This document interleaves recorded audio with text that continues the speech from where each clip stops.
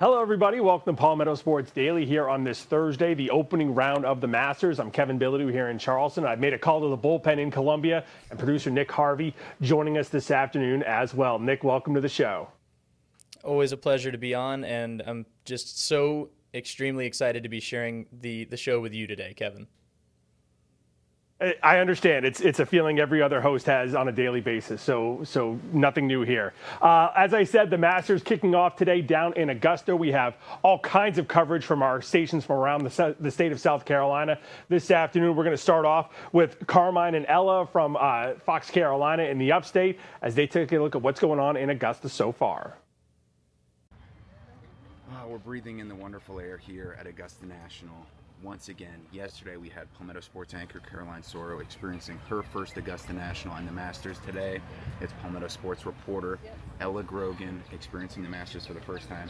Ella, your initial impressions, what you've done so far, and we just got back from the course and you've seen the wonderful Augusta National for the first time. Well, you already nailed one of them. It's the sights, the smells, the taste. I mean, it's just been insane. I'm like pinching myself being here. We walked through the course, got our picture taken. It's just, the green is greener than you could ever imagine. The hills are crazier than you could ever imagine. And the amount of people here too, I was incredibly surprised by. Everyone's soaking it in. We were talking about how people are even contacting each other with the no phones, but it's so cool to just feel like everyone is so present here. And it's just been such an incredible experience so far. I can't wait to go talk to some people, bring some stories to you here.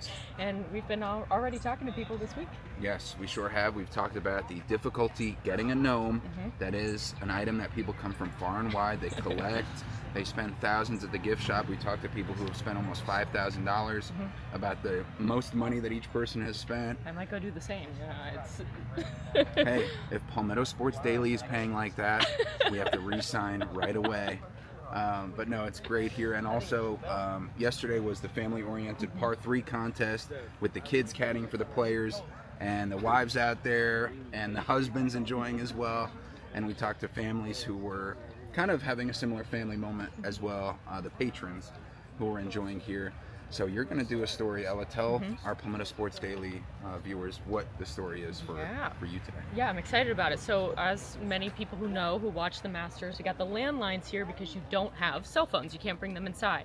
So we had the great idea of who are you calling on the landline? So getting to kind of sneak peek behind the phone call.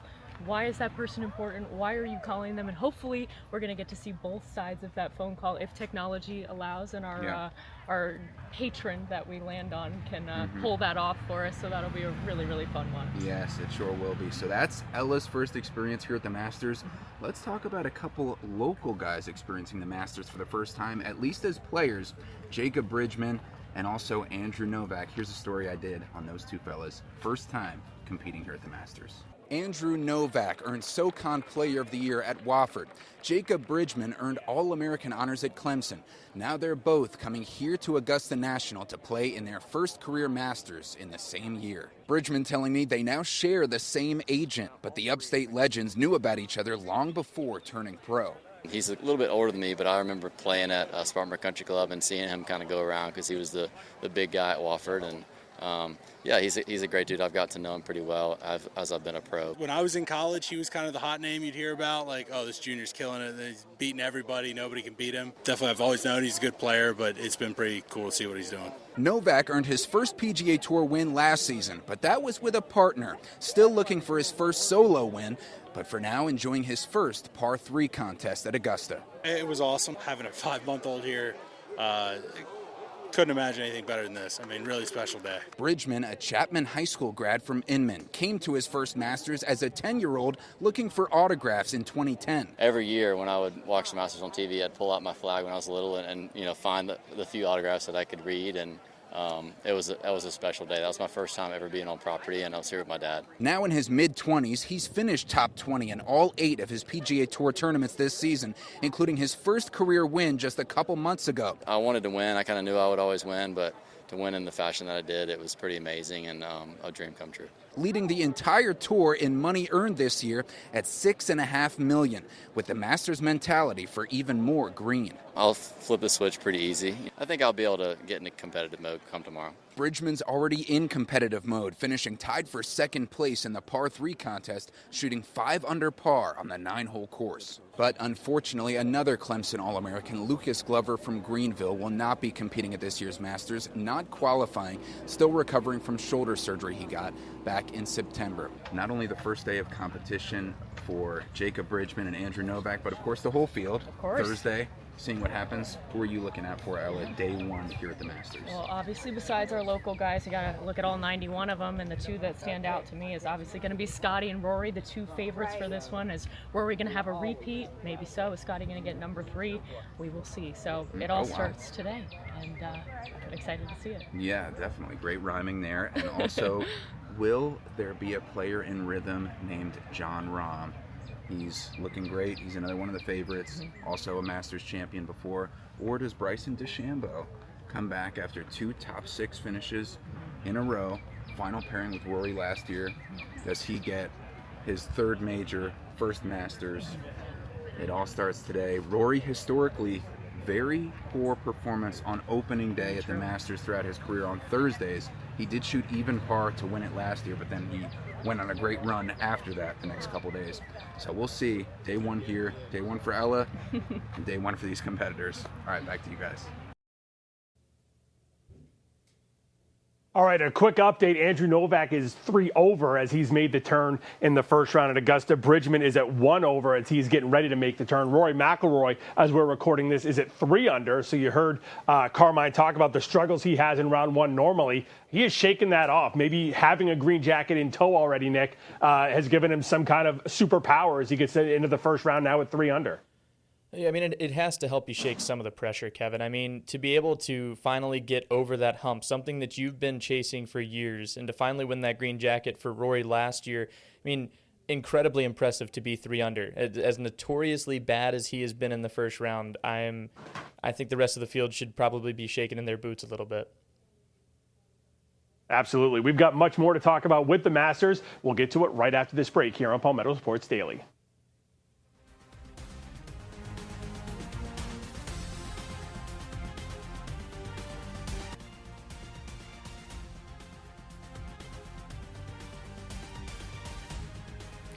Well, welcome back to Palmetto Sports Daily. Obviously, it's Masters Week. There's a ton of energy in Augusta, Georgia, and we have seen so many different stories this week from all of our crews across the state who are covering the tournament. Rick Henry is down in Augusta, and he covered a unique story yesterday. The fans always looking for their favorite golfers, but he ran into one woman and her husband who had a pretty interesting following toward Rory McIlroy. Take a listen.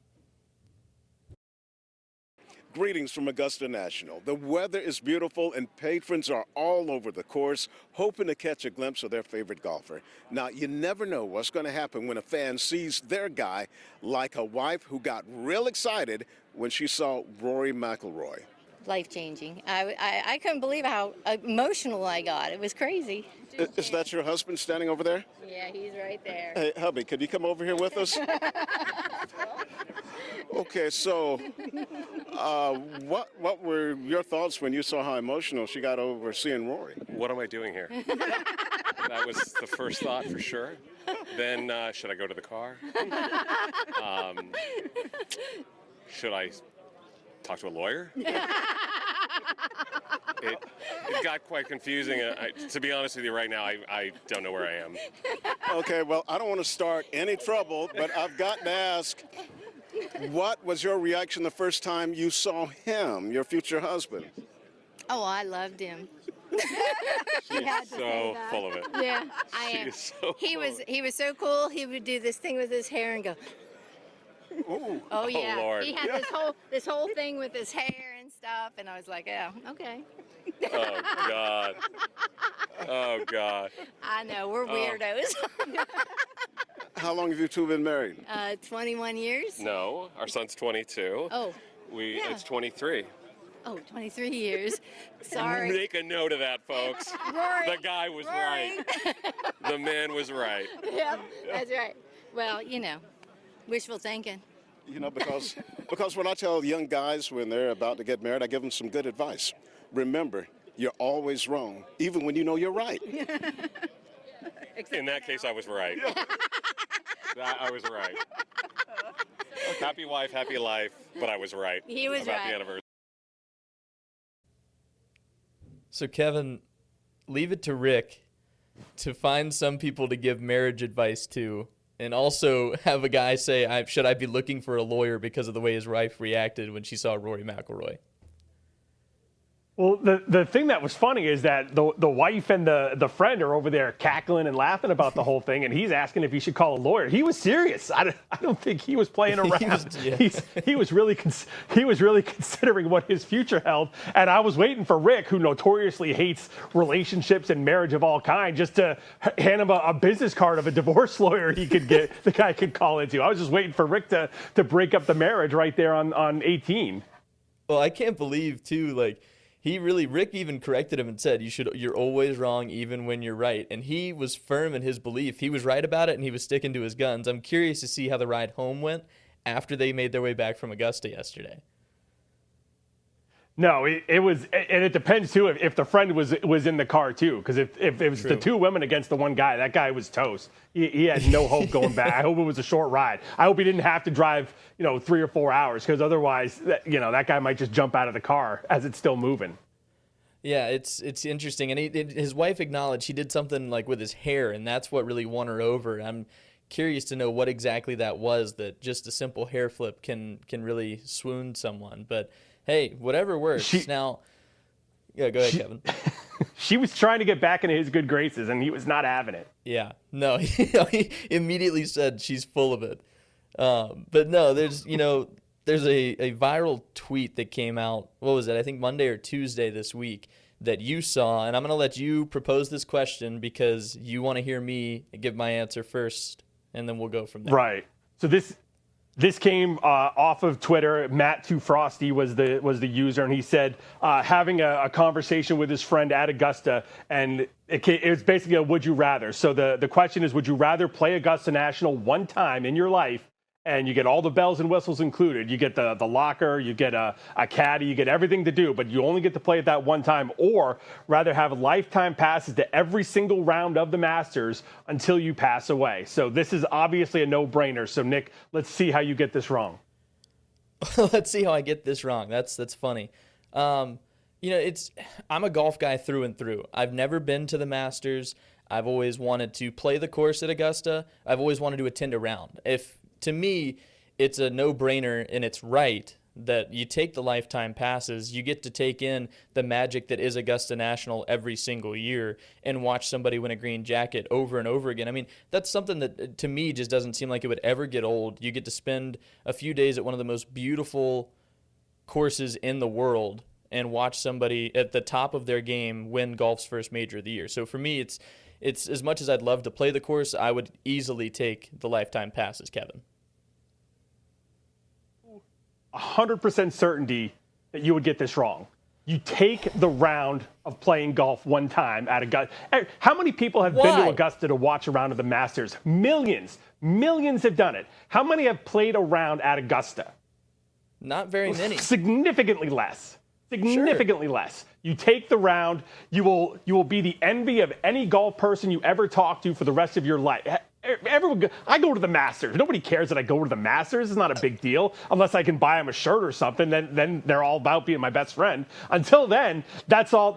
Nobody cares. But if you go in there and say I have played a round at Augusta National, that is what's going to impress people for the rest of your life.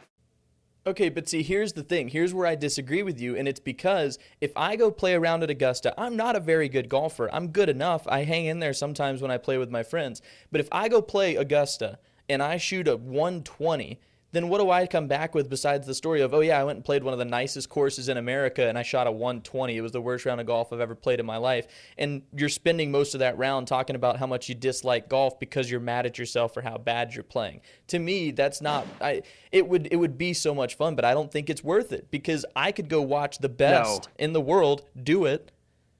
Like, I mean, Julia Westerman played 2 years ago, and it was an unreal experience from everything she told me. She's covered it for years since being at WIS, and she loves covering it, I think, probably close to as much as she loved playing the course that year. So, again, it's just me, but I don't want to go out and play a bad round and then not want to ever see the course again. Who cares if you play a bad round? You're supposed to play a bad round. You you're think not.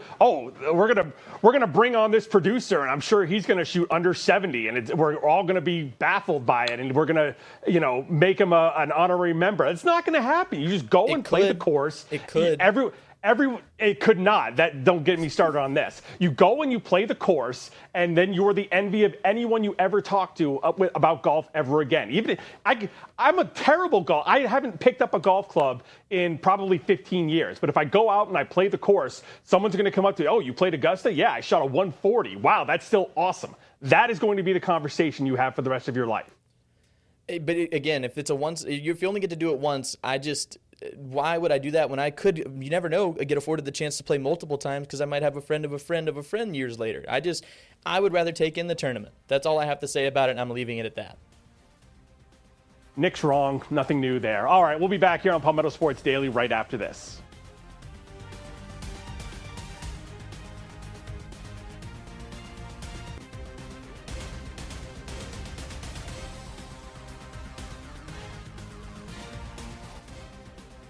Welcome back to Palmetto Sports Daily. We moved to the high school league, where the South Carolina High School League sent out a public notice earlier this morning that the executive committee and the activities subcommittee are going to be having meetings coming up on Friday starting at 9 a.m. I will be driving to Augusta at that time, and I promise you I will be having these meetings on my phone listening to this because I am so excited about some of the proposals they have, mainly one towards the bottom.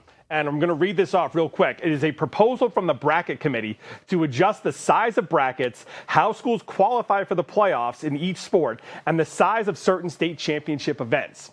Now, we don't know what this is. I actually talked to an athletic director here in the Low Country. I randomly texted him right after this email came out, and I said, do you know what this is about? Do you know anyone on this bracket committee? He said, I'm actually on the bracket committee. And he said, I have no idea what this is about. So literally could be anything. But I am jumping to conclusions here because I think that I'm finally going to be vindicated here, and I'm thinking they are going to make the size of the brackets a little bit smaller, cut off maybe a round in at least the big playoffs. We're talking football, basketball, and girls basketball as well. Probably not baseball, but I think these major fall and winter sports, I think they're going to be cut down, and I think what I've been asking for since this show started, I think it's going to come through. I think we're going to call it the Kevin Bilodeau provision, and they're going to make the playoffs smaller, Nick. And I'm so excited for that. I can't wait for this meeting tomorrow.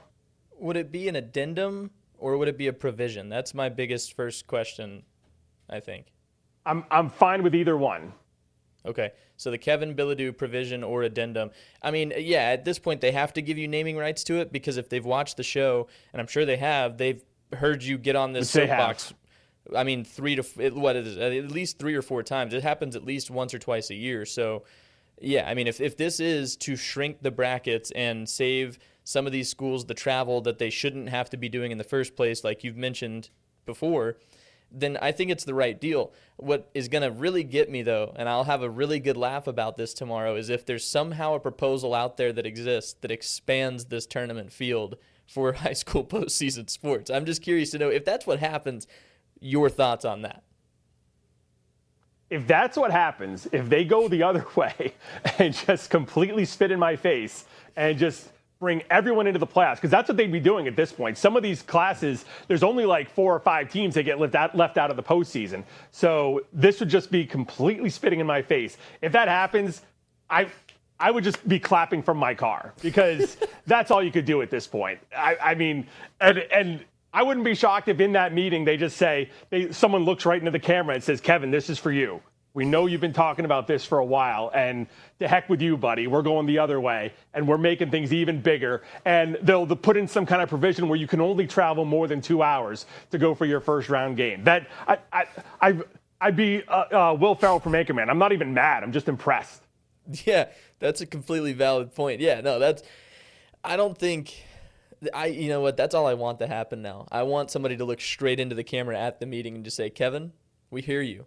We understand. We disagree. And then just throw that proposal out there and it gets unanimously approved. That would be, just golden. Golden for me, in all honesty.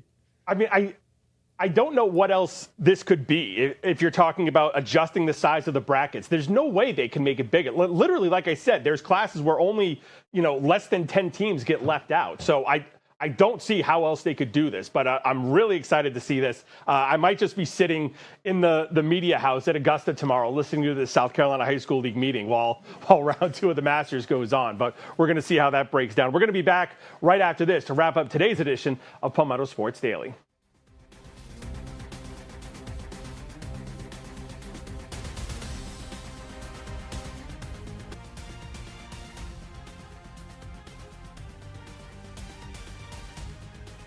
Well, welcome back. As we wrap up the show today, we heard from Shane Beamer earlier this week, the Gamecocks starting to wrap up spring football practice, and the head coach was asked by a reporter, Kevin, this week, if he knew what his biggest turnoffs were with recruits. We're going to give you the chance to listen to what he had to say right now. Great question.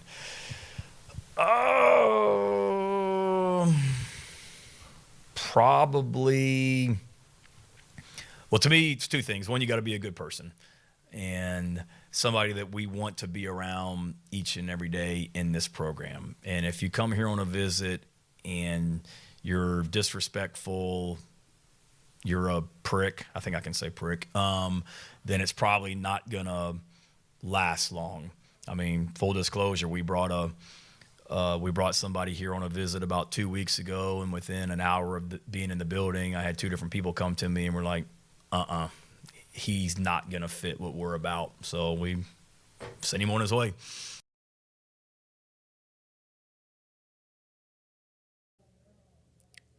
Yeah, it's pretty direct, but at the same time, what got me truly, though, Kevin, was the fact that they said, like, 2 people came to him and they said he's not going to be the right fit, and they told him to leave. That's all I gathered from that. Is it sounds like they told him that his visit was over? I don't think that's how that would have worked, I think afterwards they just probably stopped recruiting him. Yeah, I don't think they told him to leave. They probably didn't make him an offer. I would guess that. Probably let him go through the whole thing. You got to see if the guy's just having a bad day or something like that. You can't just judge him on a quick couple of hours. But, there's also the question, South Carolina's been struggling. Maybe they need to bring in some more jerks. I mean, maybe that's just something Shane Beamer needs to think about. Might need little bit of a different attitude. I don't disagree fully with you on that. I do want to end the show. We're wrapping up. We're running out of time, but I just want it to be known that Kevin was wrong. I was right, and you should all be hoping that you get lifetime passes to Augusta National for the Masters. That's all I have to say. Thanks, everyone. False. Have a good day.